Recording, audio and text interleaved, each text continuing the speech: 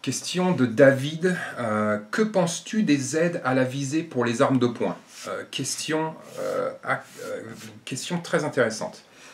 Tout ce qui peut aider à acquérir la cible le plus rapidement possible, le plus efficacement possible, avec le plus de contrôle possible, et si ce système ne gêne pas la fonctionnalité et la fiabilité de l'arme, peut être un atout. Si on parle d'un contexte strict de défense personnelle, par exemple, il y a toute une tranche de la population, surtout nos personnes âgées, qui par exemple ne voient pas très bien, surtout la nuit. Donc dans ce cas précis, je pense que ça peut être un outil qui peut avoir sa place, mais en fait, de mon expérience, il y a beaucoup de gens qui sont sur ces systèmes d'aide à la visée sur leurs armes de poing.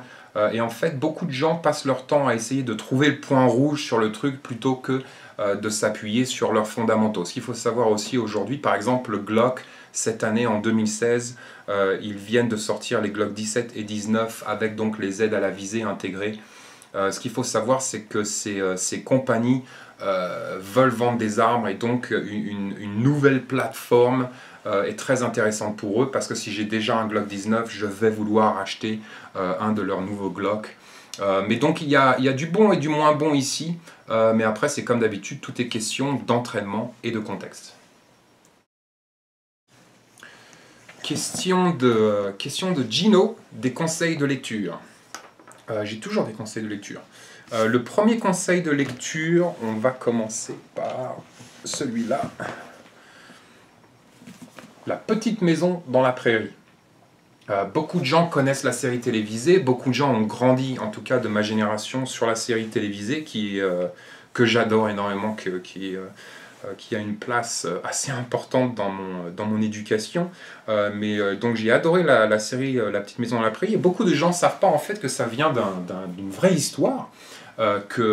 Qui a été... c'est plusieurs nouvelles en fait qui ont été écrites par Laura Ingalls Wilder. Donc on connaît tous Laura Ingalls dans La Petite Maison dans la Prairie. C'est son histoire, c'est sa vraie histoire qu'elle a racontée dans plusieurs livres et qui a été après adaptée par Hollywood. Et on connaît tous La Petite Maison dans la Prairie. Mais donc un livre absolument fantastique où on apprend énormément de choses sur la vie à cette époque qui était quand même assez difficile, mais donc vraiment un livre que je recommande fortement, La Petite Maison dans la Prairie. Un autre livre que je recommande fortement, c'est How to Camp Out. Donc là, c'est peut-être plus pour les bushcrafters. Je sais qu'il y a pas mal de gens qui sont dans cet esprit bushcraft. Et là, on a un livre qui a été écrit en 1877 par un homme qui venait juste de sortir de la guerre civile aux États-Unis. Donc il a passé son temps en guerre civile à dormir dehors, manger dehors, vivre dehors, tuer dehors, chasser dehors, et ainsi de suite. Et en fait, il nous a sorti, ça fait combien ça? Ça fait 140 pages. Un truc absolument fantastique. 1877, on a l'impression d'avoir tout inventé en bushcraft la semaine dernière. Non, 1877, le mec, il a fait des petits dessins et tout. Absolument, un tout petit livre absolument fantastique si vous êtes dans cette dynamique de peut-être vivre dehors, de camper dehors. Donc là, on parle de camper dehors, grosse marmite, là on parle d'un camper dehors résilient, durable, pas un truc de tapette. Alors l'autre, on va finir par celui-là, on va continuer par celui-là. L'encyclopédie de la vie à la campagne. Donc là on rentre dans du lourd. Là on était sur 140 pages pour le bushcraft, là on rentre sur du 922 pages, c'est un petit peu la Bible, hein. 922 pages sur tout simplement la base autonome durable, le homestead. On apprend ici sur 922 pages comment faire pousser nos pommes de terre, comment élever nos cochons, comment élever nos poules, comment faire notre jardin, équiper notre maison, équiper notre base autonome durable. C'est absolument, comme je l'ai dit, la Bible, sur 920 pages, la Bible de la base autonome durable. En fait, c'est une multitude d'articles. Là, c'est le 40e anniversaire, l'édition du 40e anniversaire. Donc, c'est une multitude d'articles qui ont été écrits par des personnes qui vivent à la campagne, mais qui ont été mis les uns au bout des autres.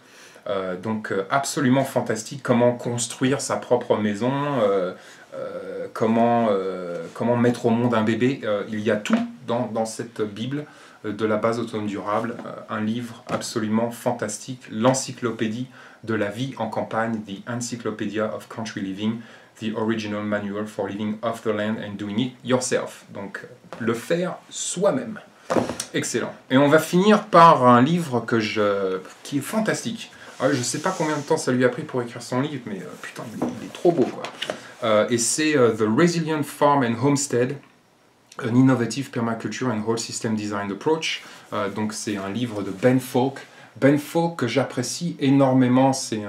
On parle ici permaculture, résilience et autonomie alimentaire à fond la caisse et donc base autonome durable.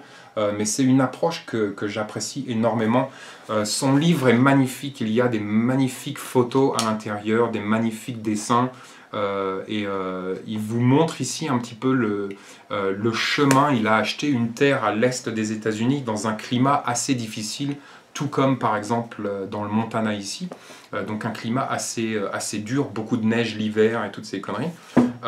Et il nous montre en fait comment il a acheté cette terre et après le développement de cette terre pour en faire une terre résiliente et durable, un système résilient et durable. Là, c'est sa maison en hiver.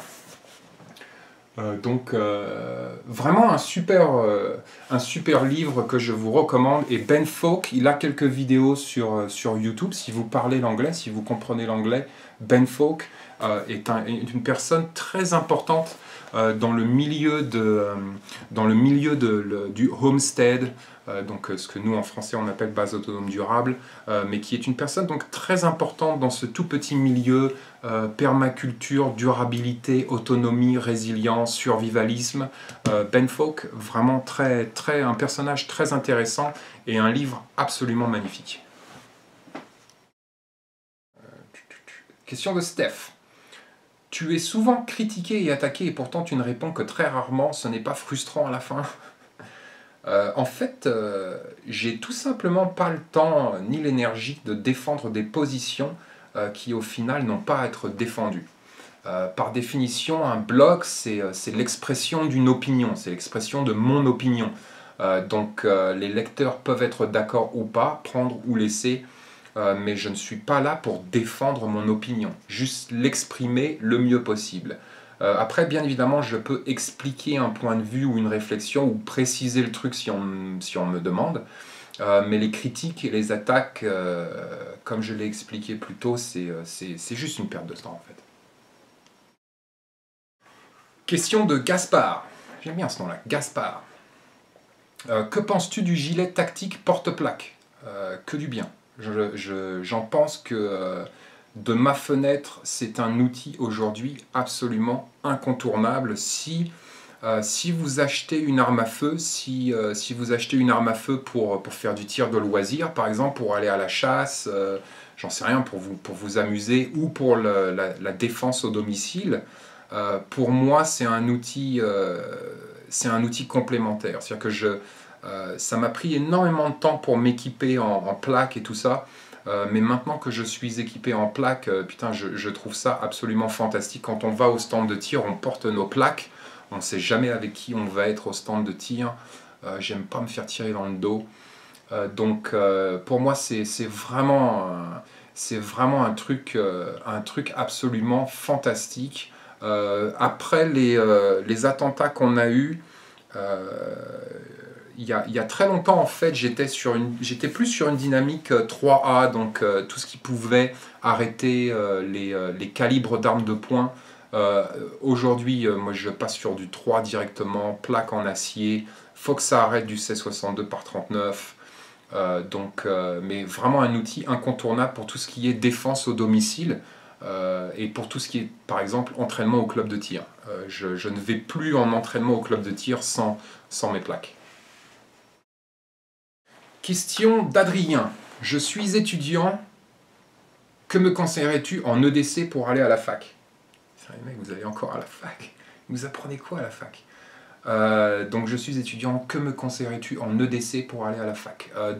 EDC, comme on l'a vu, il y a deux parties, la partie visible et la partie invisible. Donc tout ce qui concerne la partie invisible, on va être ici pour moi sur la panoplie la plus large possible en termes de connaissances et de savoir-faire. Donc formation à fond la caisse, par exemple, formation aux premiers soins. Ça c'est pour la partie invisible. Pour la partie visible de l'iceberg, un petit peu toujours les mêmes trucs, téléphone, chargeur externe pour le téléphone, super important. Encore, Anker, je sais pas comment vous dites en français, Anker, A-N-K-E-R, fait des super chargeurs externes. Anker. Donc téléphone, chargeur externe, basket, parce que putain les tongs, les conneries, les chaussures de hippie, pull qui gratte, tout le bordel, tout ça, ça doit dégager. Je vais reparler chaussures, mais donc un truc où tu peux courir, escalader un mur, tous ces conneries-là, faire du parcours avec.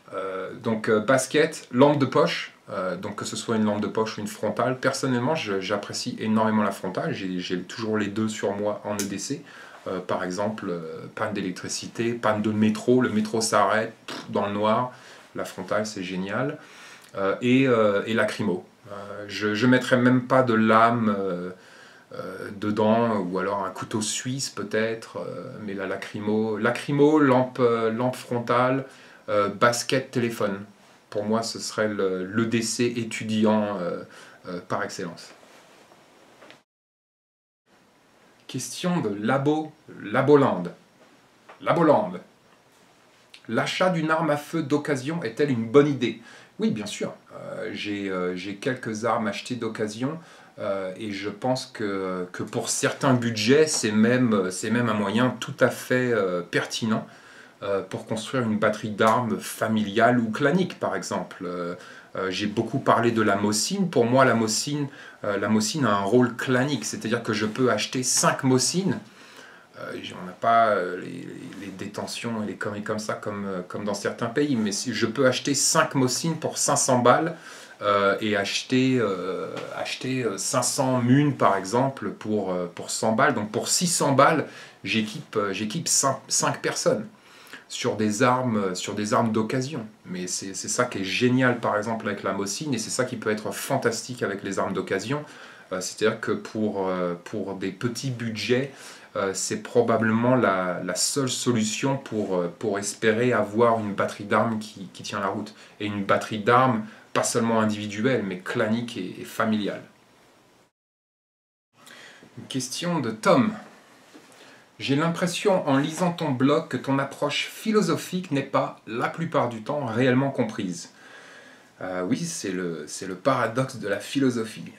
Mais je trouve ça plutôt amusant en fait de rentrer dans un univers hyper basique comme tout ce qui est râteau, sac à dos, lampe, torche, filtre à eau, matériel médical, flingue, couverture, toutes ces conneries-là, et d'en extraire la partie fibreuse, presque imperceptible et pourtant si généreuse et fertile.